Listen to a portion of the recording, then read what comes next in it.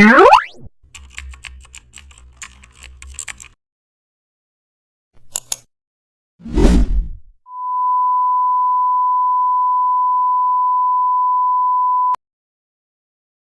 back to the channel. Don't forget to like, share and subscribe for more updates.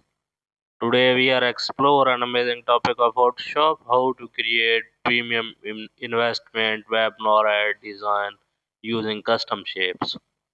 First we create a dark luxury background. Now we add circular or custom shapes. Then we overlap them for depth. After that we clip speaker image. Now we add gold tone gradient. Then we place trim and date inside shape. Next we design CTA button shape. Now we add subtle glow. After that we align everything centrally. Finally we export for paid traffic. Thanks.